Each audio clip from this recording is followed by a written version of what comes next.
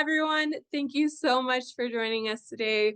We really appreciate you joining us for these webinars and participating with our content and consuming it and working with us. We are big fans of all of you and appreciate you being here. So before we get today started, we are going to go over a couple housekeeping items.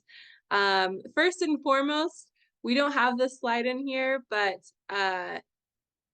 if you are here for CPE credit, you do need to do a couple of things in order to receive that CPE credit.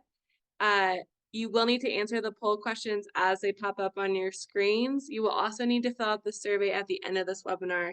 It will pop up for you automatically as you are exiting.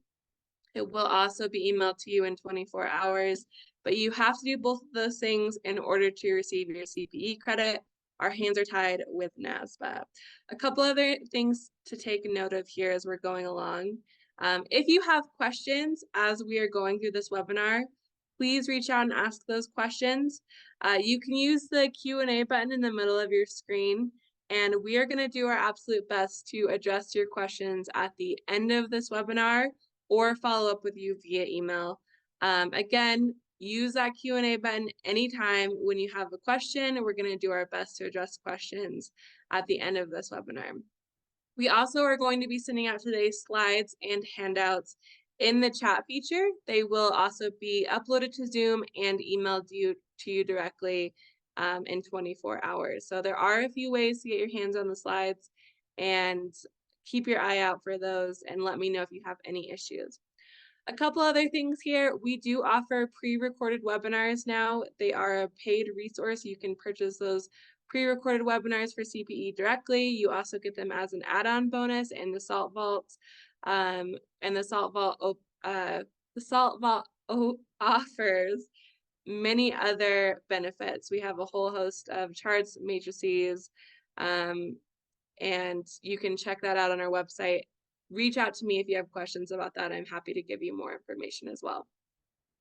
All right, so let's do some introductions here. Welcome to our webinar. We are hosting this as Sales Tax and More. Sales Tax and More is a full service consulting and solution firm. We have a really great team here of experienced tax professionals who are very dedicated to fulfilling your state tax and related needs. So we do a lot of sales tax returns, sales tax registrations, consultations, research, audit defense, exemption certificate management, and like our name states, more. So if you have questions or you'd like to work with us, please reach out. We would love to hear from you. And at long last, a quick introduction for our founder, Michael Fleming. Mike's state tax knowledge is very well-rounded, and he has helped thousands of companies of all sizes and in all industries, and is especially well known for his work in the e-commerce industry. And Mike, if you want to take it from here, we can go ahead and get started. Absolutely, Ellie. Thank you for that wonderful introduction. And we haven't done this Canadian webinar in quite a while. So if we're a little bit rusty, please bear with us. But Ellie did a great job there. All right, so today we're going to cover a number of different topics, a lot to go over in this short hour that we have. We're going to do a GST overview, an HST overview, a PST overview, and a QST overview. After we get through with this, you'll realize why I call Canada the alphabet soup of taxes. So we're going to briefly touch on some digital taxes. We're going to talk about how the rates should appear on the invoices. We're going to briefly touch on Nexus. We're going to touch on input tax credits, very, very important. We're going to briefly touch on filing frequencies and registration timeframes because they're much longer than those in the U.S. In a lot of ways, Canada is much simpler than taxes here in the U.S., and in some ways, it's a lot harder. We're going to touch on that and hopefully be able to clarify that by the end of this presentation, let you know where it's easier, let you know where it's a little bit harder. Before we get started, though, let's go to our first poll question. Ellie? Absolutely. Quick reminder for everyone that you do have to answer these poll questions in order to receive CPE credit. We really want to gauge who's in the audience today. So which applies to you. You currently sell in Canada, you're thinking about selling in Canada, you have clients selling or thinking about selling in Canada, or you are here for the CPE. So, Mike, it looks like we have a really good mix today. Let's just give everyone a couple more seconds. Reminder, you have to answer these poll questions in order to receive CPE, and then we can close this down and let's move forward. Okay. All right. So in Canada, this is one of the things that makes it a little bit more difficult to understand. There are actually two levels of tax. You have a tax at the federal level. It's called the Goods and Services Tax, or GST. And then you have local taxes, which are collectively referred to as provincial sales taxes, or PSTs. So unlike the US, two levels of tax, federal and state level. Now, a lot of people don't actually know what the provinces and territories in Canada look like, so I figured we'd start out there.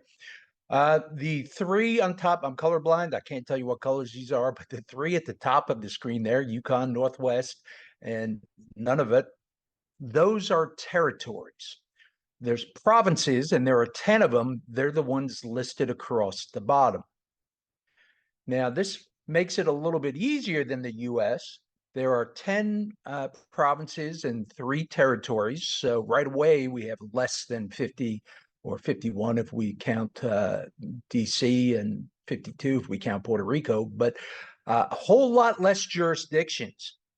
And because of the way that registrations and returns work, there's even less. If you wanted to go out and get registered everywhere in Canada, there's only 5 registrations that you would need to do. There would be the one at the federal level, which is the GST-HST. And then on the local level, you have the ones, I think that's yellow up there, maybe green. As I mentioned, I'm colorblind. It's British Columbia, Manitoba, Quebec, and Saskatchewan. They have separate registrations for their local taxes. So we'll get into that. The ones in, I don't know, that's orange. Ellie, we're going to have to go over this, and you're going to have to let me know what colors these are. But New Brunswick, Newfoundland, and Labrador, Nova Scotia, Ontario, and Prince Edward Island, those are what are called HST provinces. And when you register for the GST, you're automatically registered in these 5 provinces. And we're going to go into that in a lot more detail. Alberta, no local level tax. They had a lot of oil money. They said, hey, we don't need any extra taxes. We have plenty of money due to our vast reserves of oil.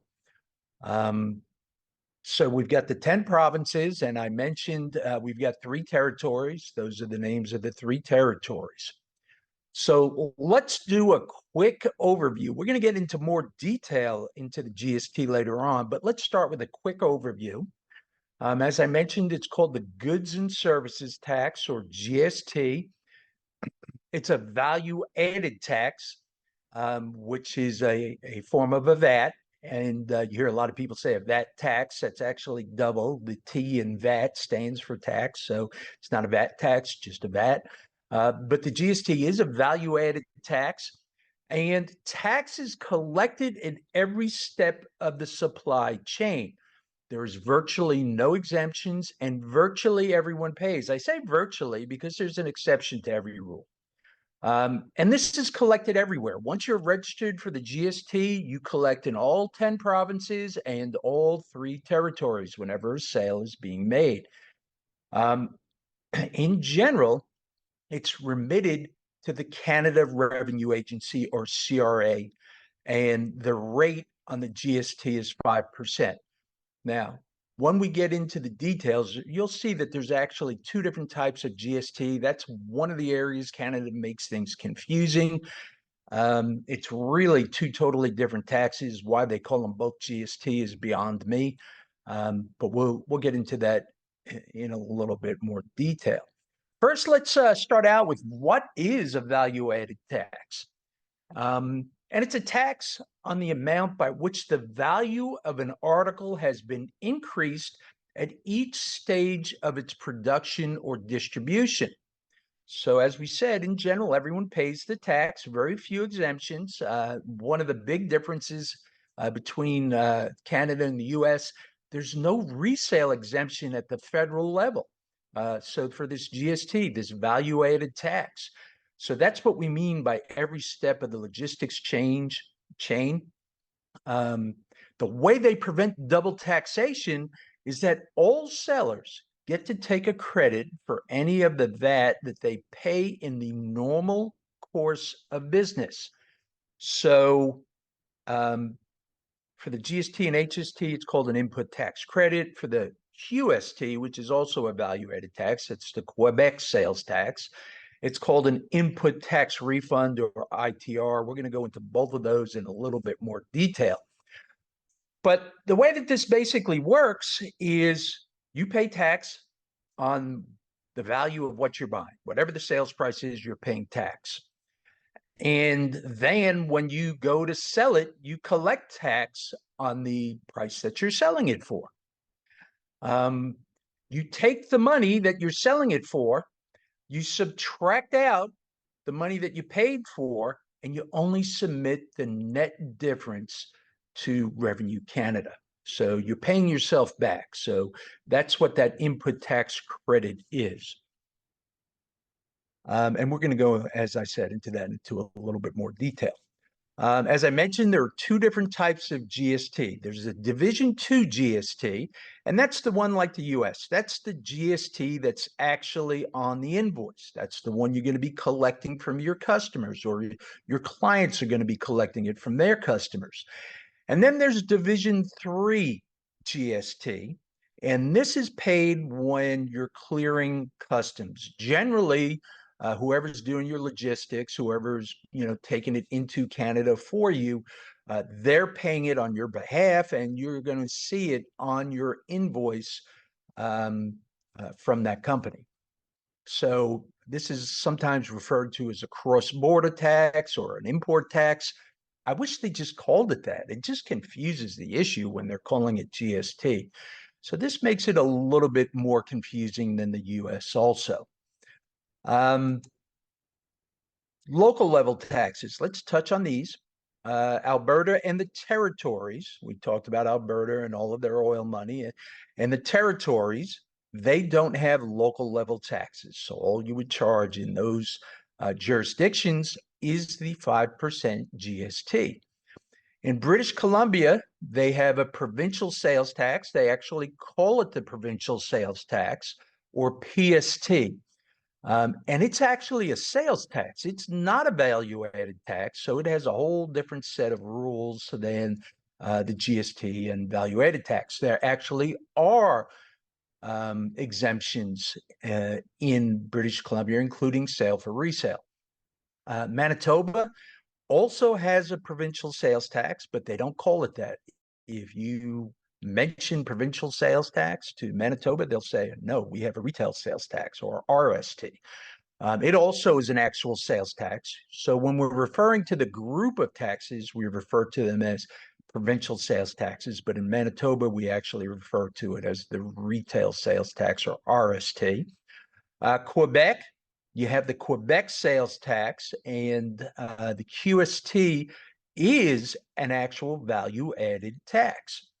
And then you have the Saskatchewan provincial sales tax. It's actually called that. And it's an actual sales tax also. So that's what makes it a little bit confusing from the US. We have a mix of value-added taxes and sales taxes, two totally separate concepts.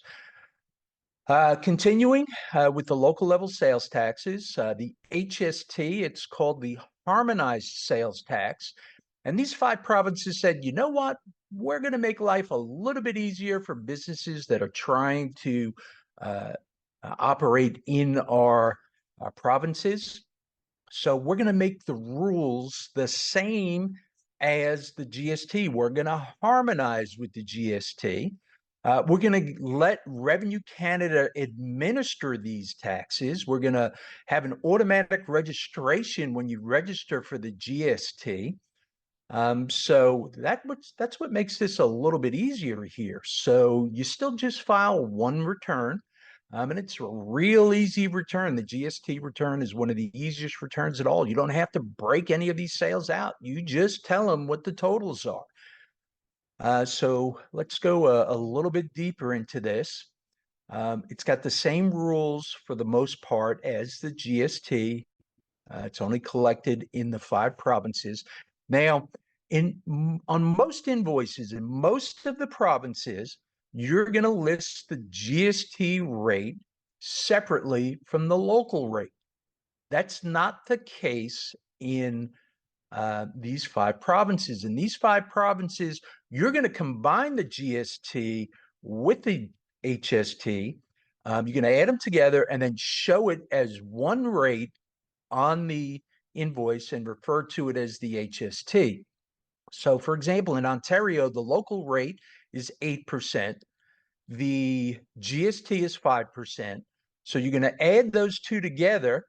It's going to be 13%, and that's how it's going to appear on the invoice as an HST. And we're going to, go over this again. It's going to be one of the last things we touch on today.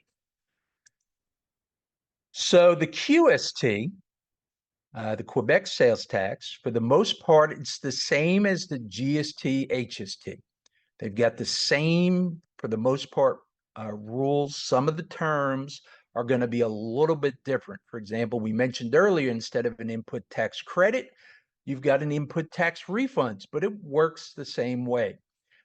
Now, in all of the provinces, even including Quebec, all of the GST goes to Revenue Canada. So you're doing 2 filings in a province like British Columbia. You're filing the local tax with British Columbia and the federal tax with Revenue Canada. In Quebec, the same thing happens until you actually register for the QST. Once you register for the Quebec sales tax, the GST gets remitted to Revenue Quebec. So up until you register for the QST, Quebec GST goes to Revenue Canada with the rest of your GST. Once you're registered, they're separated. So that gets a little bit confusing there. Historically, the major difference has been the economic threshold in revenue in Quebec from the rest of Canada, but the other jurisdictions have now caught up. We should really update that slide there. Because this changed back in 2019 for Quebec, and foreign sellers or marketplaces with no physical presence must register if their taxable sales cross the rolling 12-month $30,000 threshold, and they sell services or incorporeal movable property. That's another way of saying intangibles. So this includes, but it's not limited to software as a service, downloads of digital software, music, and other entertainment products like streaming videos. There is a special registration. If you just need to register for this, you don't have any physical presence or anything, and you're just registering because you're selling digital goods into Canada, they have a special registration. And it's for the Quebec sales tax only. You don't have to register for the GST or HST. Usually, before you register in any of the local jurisdictions, you have to register for the GST, HST first. This is a special registration. I don't think it's such a great deal, though, in general. I mean, there's an exception to every rule. The reason why I don't think it's such a great deal, even though it's a simpler registration process, is you're not allowed to take any input tax refunds or input tax credits. So if you're selling a mix of intangibles and tangibles, and you're playing that Division 3 GST as you import items into Canada, then a normal registration may actually be the better option, so that you can get reimbursed for that 5% as it crosses the border. That becomes pretty much a hard cost if you're if you're not registered for the GST. So that's unlike the US, that makes it, you know, there's a financial reason why you may want to get registered for the GST, HST. We're going to touch on that a little bit more throughout the webinar towards the end here.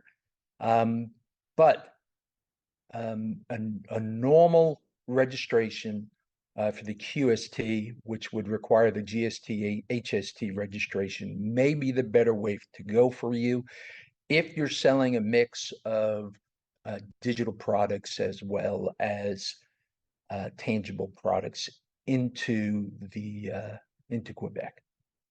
All right, so there's a penalty of $100 or 50% of the QST per transaction, whichever is higher. And the QST, all of the rates in Canada actually are generally much higher than the US. The QST is somewhere in the neighborhood of almost 10%. It's 9.875 or something along those lines. So it's really something that you need to pay attention to. Other digital taxes, Saskatchewan, software or telecommunication services, some digital goods and services. This became effective in 1/1 of 2019. So it was actually before Quebec, but no one actually paid attention to it. So there's no threshold there. Nowadays, people are paying attention to it. British Columbia then came on. They actually postponed their implementation because of COVID. It's based on software, telecommunications, some digital goods and services. It actually became effective on April 1st of 2021. It had a $10,000 threshold, or it has a $10,000 threshold. What's different from the economic thresholds in Canada rather than the US, in the US, you actually have to cross the threshold.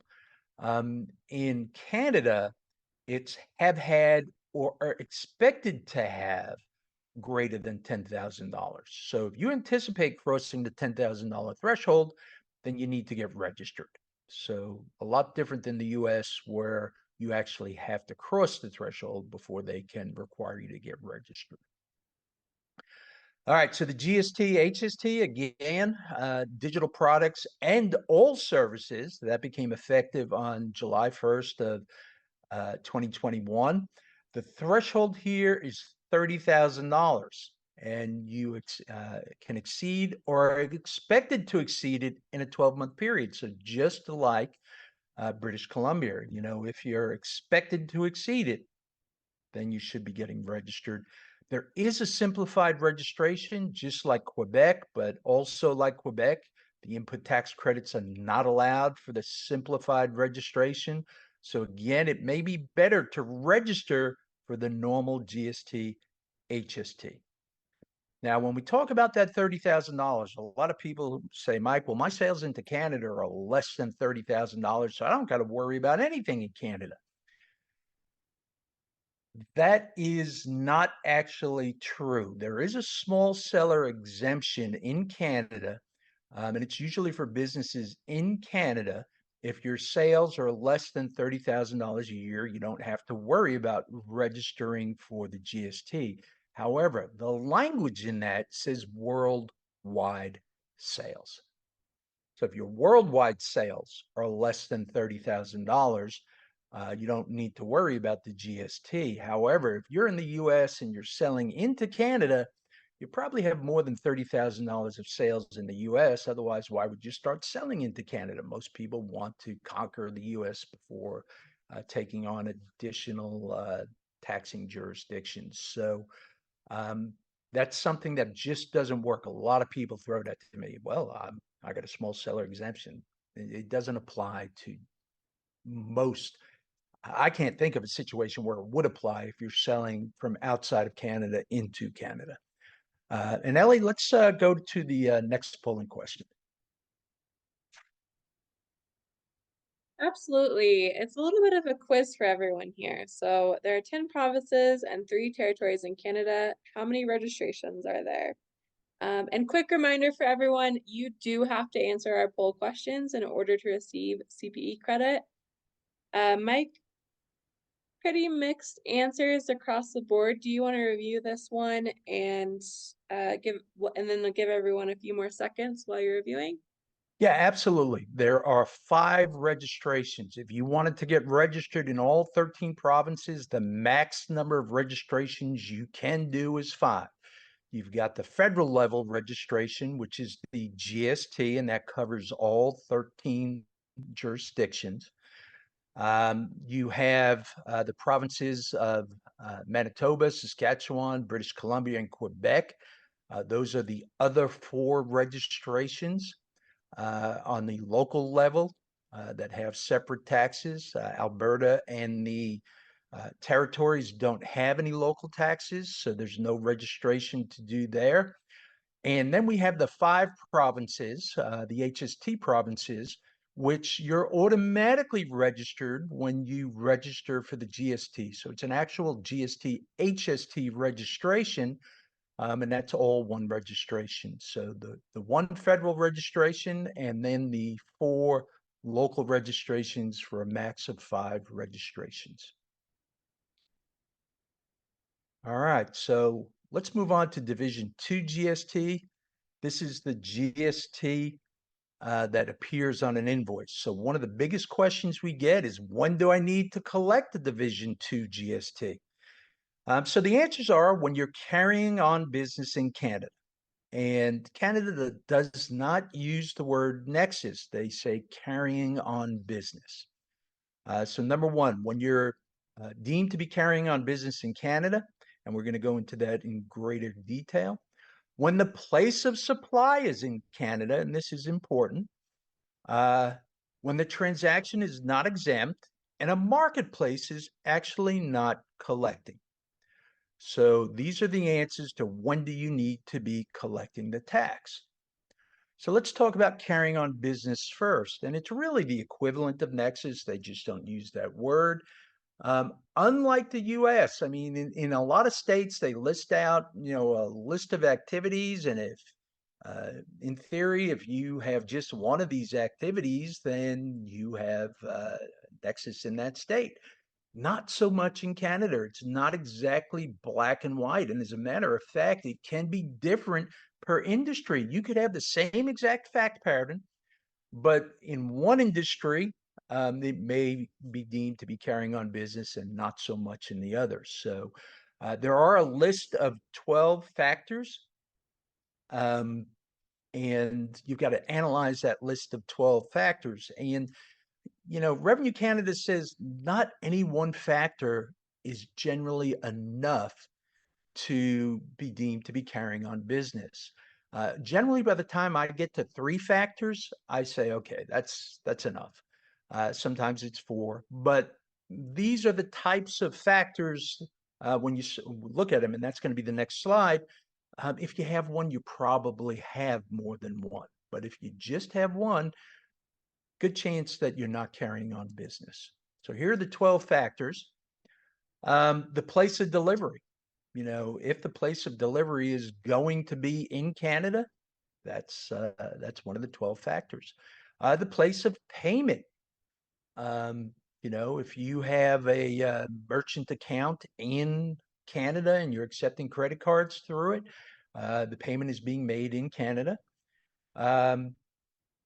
This goes to where you're making your purchases for sale. Are they being acquired in Canada or outside of Canada?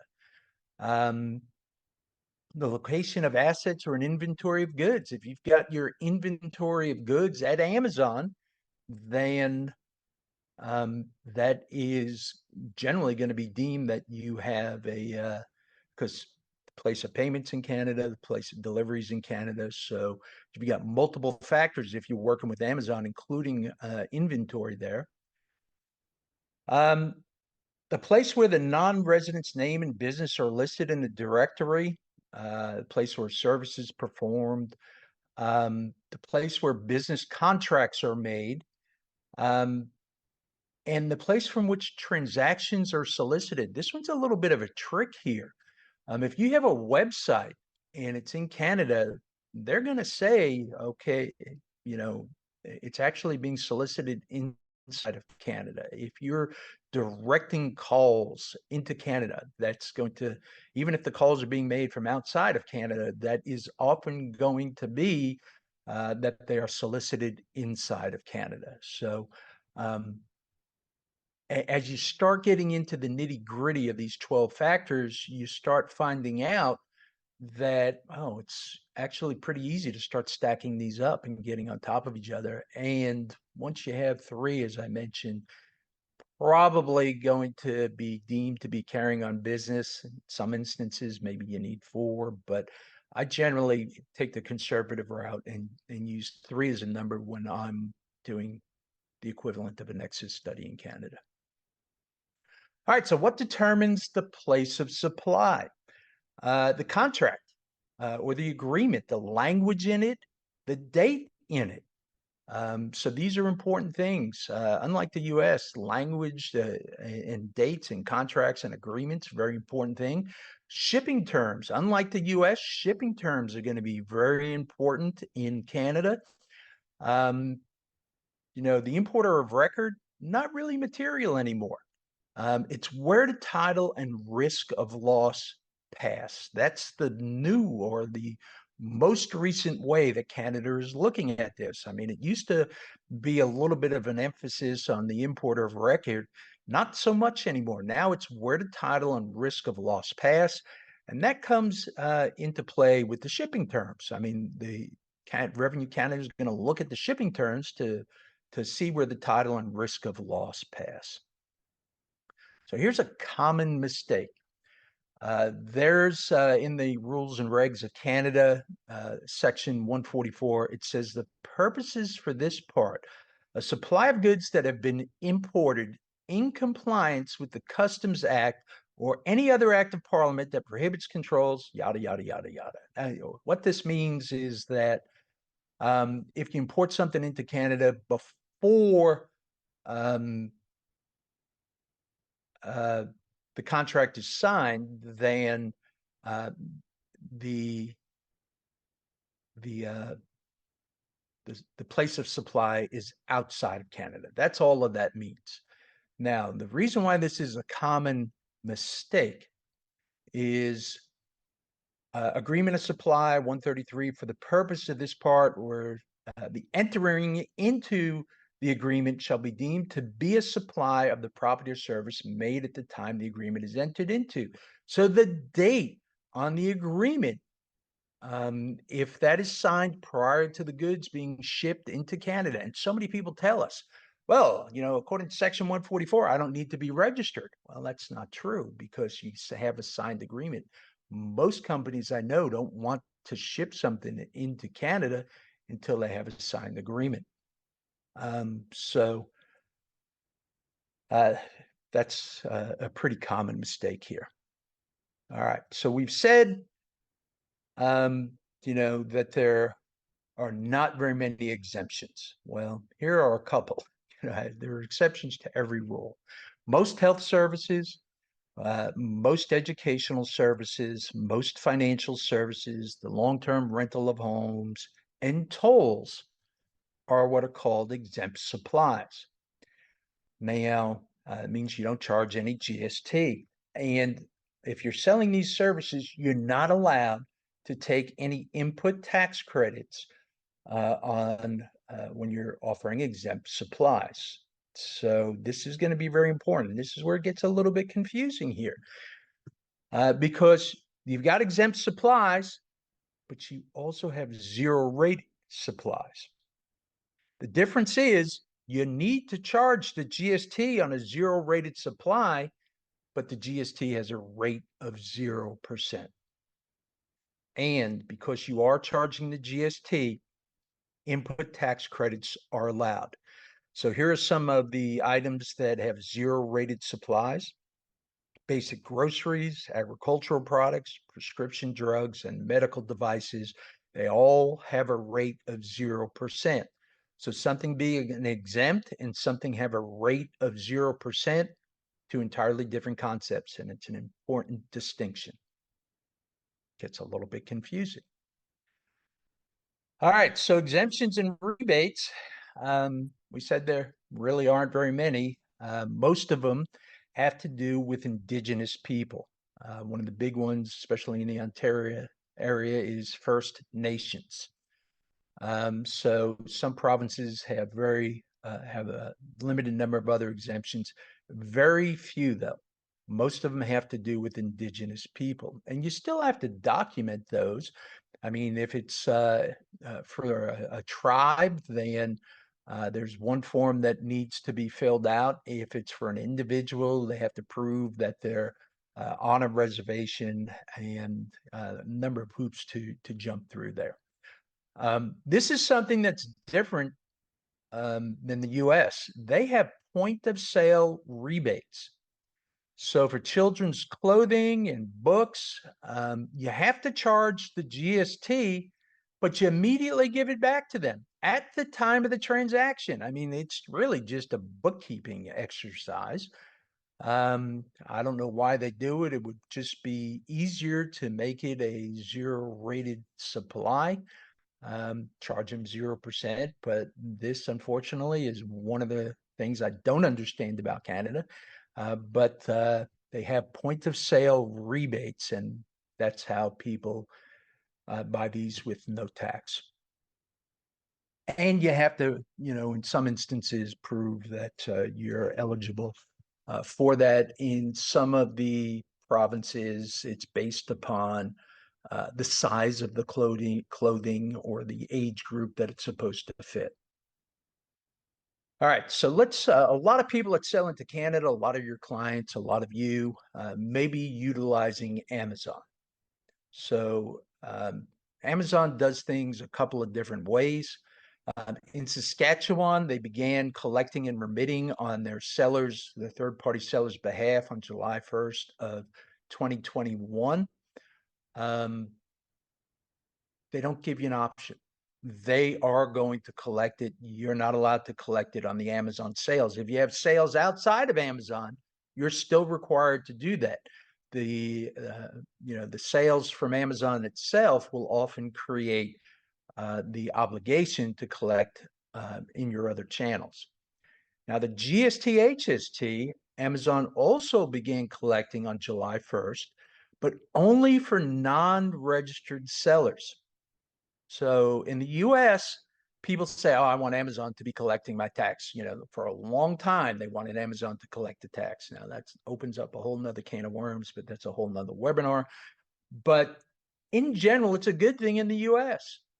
Unlike the US, if your sales into Canada are material, you really don't want Amazon to be collecting for you, because Amazon makes you be the importer of record. So when you're shipping your goods into Canada, you're paying that 5% Division 3 GST, that cross-border tax, the import tax. And that becomes a hard cost unless you're taking input tax credits. So you can let Amazon know that you want to collect the GST and HST on your own. So you have an option when it comes to the GST, HST. When it comes to the PST, not so much. Here's some other marketplace tax collection rules. I'm not going to get into them too much. They pretty much follow the guidance I talked about in Saskatchewan and for the GST. Amazon opened up a fulfillment center in Quebec, and that again, July of 2021. A lot happening at that point. So if anyone has questions about Amazon, send them on over and we can talk about it offline. A lot of our attendees today are not actually working with Amazon, so I don't want to take up too much time concentrating on that. But I do want to bring up the issues. All right, so how is double taxation prevented? As we mentioned earlier, it's through the process of input tax credits. So registrants are allowed to recapture any GST or HST or QST paid related to commercial activity. So anything that you pay in the normal course of business that's value added, you get to pay yourself back with the tax that you're collecting. And this includes Division 3 GST. So that's why if you're importing items into Canada, if you're being charged this 5%, there's a financial incentive to go out and get registered. So, as I mentioned earlier, only the net amounts are remitted to Revenue Canada, and it's not done on an item by item basis. It's at the end of the year when you go to do your return, and generally it's going to be an annual return. We're going to talk about filing frequencies. You tell Revenue Canada all of the tax you collected. Then you're going to tell them all of the tax that you paid, and that's going to be your input tax credits.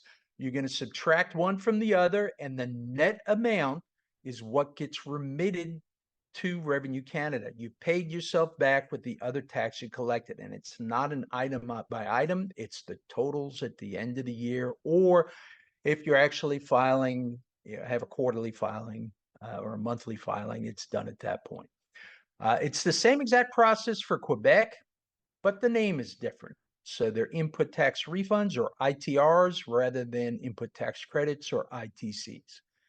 Ellie, let's go to the next poll question. Absolutely. That should be up on everyone's screen right now. Quick true or false question. Double taxation is a big problem in Canada. True or false? And quick reminder for everyone, you do have to answer these poll questions in order to receive CPE credit. Mike, we're about halfway through people answering right now. Why don't we review this one quick while we give everyone else a chance to get their answers in? Well, it depends on what you call double taxation. Division 2 and Division 3 GST are actually two different taxes, so that would, in my opinion, not be double taxation. And because of these input tax credits, um, you're not really being double taxed because you're taking a credit for any of the tax you paid, so you're paying yourself back. So I think the answer to this one is false. Double taxation is a big problem in Canada. I do not believe so. All right, so Division 3 GST, remember this is a totally separate tax from the Division 2 GST. They both just happen to have the same name. The Division 3 GST tax is imposed on the importation of goods into Canada. So this is paid whether the importer is registered or not. If you are an importer, you have to pay the GST or the federal part of the HST on most commercial goods you import into Canada, whether or not you're a GST HST registered. And the person who's doing that, a lot of times we talk to companies and they don't even realize they're paying this GST, Division 3 GST, because it's all being handled by the logistics company and it's showing up on their invoice, but they're not scanning through the invoice to pick it out. This is important. When you're doing the input tax credits, you want to make sure you're keeping all of those invoices and adding up how much of this Division 3 GST you're paying throughout the year. And if you're an Amazon seller, your actual fees are subject to the GST or HST. So make sure that you're getting all of that back too. Keep a track of all of the GST, HST that you're paying in the normal course of business so you can get it back as an input tax credit. But a lot of companies say, well, I'm not paying any tax. I'm not registered in Canada. And that's just not true. You got to pay this whether or not you're registered. So as we mentioned, cross-border tax, the importer of record generally pays this. It is separate from Division 2. Now, a lot of times our clients say, well, my customer is paying it or they want to pay it. So if the customer pays it, you still have to collect the Division 2 GST. And a lot of times, even though these companies are in Canada, they don't understand how this works. So they're saying, no, I paid the tax. I paid it myself. You can't collect tax for me. Two entirely separate taxes. One has nothing to do with the other than the fact that you can take input tax credits for both Division 1 and, Division 2 and Division 3 GST. So there really isn't a reason for your customer to say, Well, I want to pay the tax. And a lot of times, and Canada's cracking down on this, since they're not considered the real importer of record, they may not be able to take the input tax credit. So you gotta be careful here. Um, and don't assume that someone knows what they're doing just because they're located in Canada. Heck, we deal with companies in the United States who don't understand the taxing system here in the US. So the same thing is true in Canada. There are a lot of misconceptions out there. All right, so this is just a clarification here. If a non-resident person does not carry on business in Canada and has not registered voluntarily for the GST HST purposes, any supplies made in Canada by the non-resident are deemed to be made outside of Canada, and the non-resident is consequently not required to collect tax on those supplies. So I'm not required to collect the tax. However, tax may nevertheless have to be paid on the taxable importation of goods. So you've seen this registration voluntarily in the beginning of this. So there's a financial incentive, even though I don't have a responsibility to collect and remit to Division 2 GST, I have to pay the Division 3 GST in a whole lot of circumstances. So why not get registered? Why not, increase your profitability, get a 5% of the value of the goods back? So just because you're not registered doesn't mean that you don't have to, that you're not paying tax to Canada. So how do you get that tax back? By getting registered. All right, Ellie, we've got a lot of poll questions today. Let's skip this poll. We've already got our 3 poll questions. All right, so what happens if Division 2 tax is not collected? A lot of people ask this question. This is the tax that goes on the invoice. Well, it's just like the US. The tax is not collected and remitted, the tax would become a responsibility of the seller. And you've got to pay it directly to Revenue Canada if you get caught. There are voluntary, this is voluntary registration, not voluntary disclosure. There are voluntary disclosures in Canada. They're not easy to do at all. And the look back period is 10 years. So we don't do a whole lot of them. It's got to be an extenuating circumstance for us to do it. This is talking about what we were just talking about before. Sometimes it makes sense to go out and voluntarily register, even when you don't have to, in order to take advantage of those input tax credits. Now, the filing frequencies, this is where it's a lot easier than the US, at least on the federal level. For the GST HST, if you have less than 1.5 million in revenue, and that's in Canadian dollars, you're generally going to be an annual filer. If you're greater than 1.5 million, but less than 6 million, you're generally going to be a quarterly filer. And if you're greater than 6 million, you're generally going to be a monthly filer. The other provinces are not anywhere near as generous, and you'll most likely be monthly or quarterly in the other provinces. Now, even if you're an annual filer, you may have to prepay on a quarterly basis. So, but you total everything up at the end of the year. So that's what the filing frequencies are. When you're first starting out, you're just going to be an annual filer. Once they see how much GST you're remitting, then they may decide if you need to do quarterly prepayments or not. All right, this is important. When you get registered, all non-resident registrants are required to keep a security deposit of 50% of the annual net GST paid, and it's a $5,000 minimum and a $1 million max. That's a lot of money. It can be in cash or it can be in surety bond. Now, there's a limited volume waiver available. When you first get registered, and most companies take advantage of this, there's paperwork that you can say, oh, we don't expect to do more than $100,000 Canadian, and we expect to have less than $3,000 of net GST that we need to pay. Pretty much everybody fills out that form. So this, for the first year, the security deposit is waived. In theory, you're supposed to pay it after that first year. Hardly any of our clients do. And there's no teeth in it. You may get a nasty letter from the revenue counter and say, hey, you're supposed to pay this. Well, um, what if we don't? Well, here's what happens. If you're ever due a refund, they're going to subtract the security deposit out of it. But so long as you're paying your taxes and aren't due any refunds, um, we have clients who have never paid the security deposit. Now, if anyone in Canada has listened to me, I'll probably get in trouble for that, but that's reality. There's, just like the United States, there's what the states want you to do, and then there's reality, what people actually do. And this is one of those things that most of our clients, except for the really big clients, or those clients that are in a regulated industry and they got to make sure that they're squeaky clean, most of them are just not worrying about this security deposit. All right, so registration timeframes.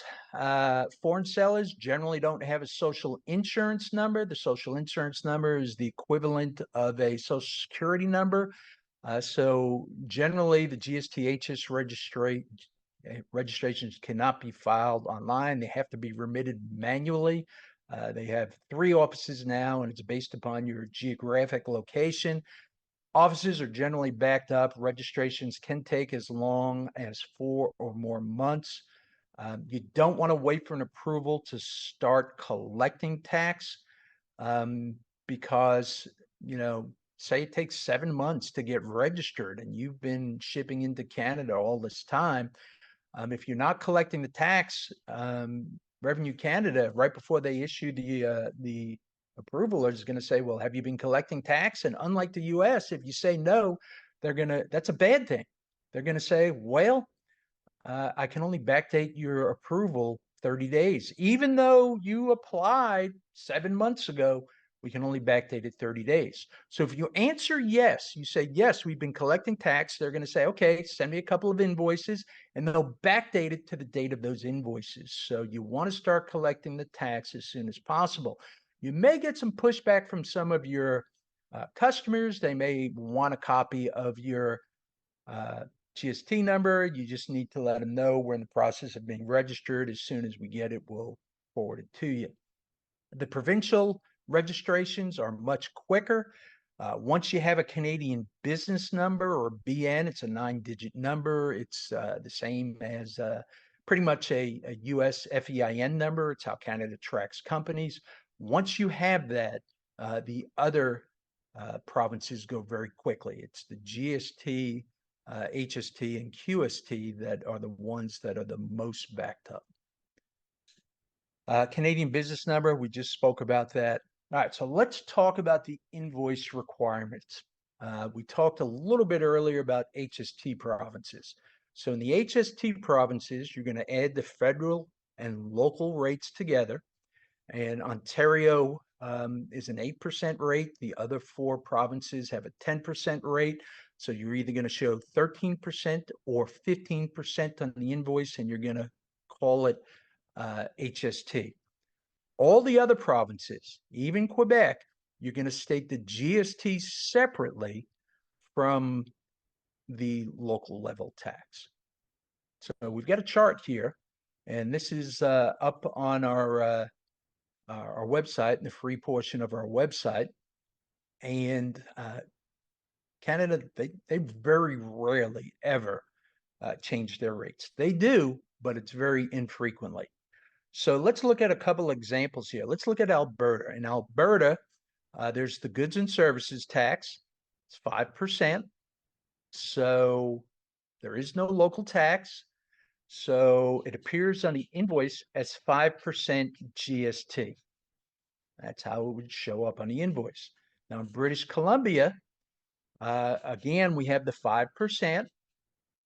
We have the provincial sales tax, or PST, and that rate is 7%. So the way it appears on an invoice is 5% GST, 7% PST. And that 5% goes to Revenue Canada, the 7% goes to British Columbia. Now, Some people say, well, Mike, I don't have the ability to charge two rates. That's the way that British Columbia wants it done, the same way as the US, and it makes doing your returns a whole lot easier. But if you don't have the ability to do it, we do have some clients who add them together and have the combined rate showing. It just creates more work for you, and uh, British Columbia and or Revenue Canada may give you a hard time about it, but you're collecting the right amount of tax. It's just not showing correctly on the invoice. So Manitoba has a 7% rate for their RST. So same thing as British Columbia, 5%, 7%. And oh, by the way, you could be exempt for the PST or the RST and still taxable for the GST because there's totally different rules. One's a value-added tax, one's a sales tax. New Brunswick, this is one of the HST provinces. So the local rate there is 10%. The GST rate is 5%. So the way it appears on the invoice, 15% HST. It's just shown as a single rate. We talked about Ontario, Nova Scotia, 10% plus the 5%. Let's skip down to Quebec. Quebec sales tax rate, even though this is a value-added tax, you're still going to show it separately. And the local tax rate in Quebec is 9.975%. Ellie, we need to check that. It's going to be close. It's right on just under 10% there. And then the GST rate is 5%, and it's going to be shown on the invoice. 5% GST, 9.975% QST. So all of the taxes are going to be shown separately, except for those harmonized sales tax provinces, the HST provinces, and there it's going to be shown as a single rate. And Ellie, at this point, we have any questions? We do, Mike. And remember, if you have questions as well, please use that Q&A button in the middle of the screen. Mike, let's jump right in here. Does a building construction company charge GST on building materials, and is the purchaser able to recover the ITC? Specific questions are generally not good for off the top of the head answers. So in general, the answer is going to be GST is charged pretty much on everything. So the construction company is the one that would be paying the GST on the materials, and generally it would be able to take the input tax credits. All right. The And type of construction could come into that. Are you doing commercial construction? You're doing residential construction. So a lot of layers to an answer like that. absolutely. Okay. Next question. If a vendor does not charge the GST division 2 tax on the invoice, is the purchaser then responsible for self-accruing? In general, the answer would be yes. However, just like the US, if the purchaser doesn't charge it, that doesn't let them off the hook. If the if the seller doesn't charge it, doesn't let them off the hook if the purchaser pays it.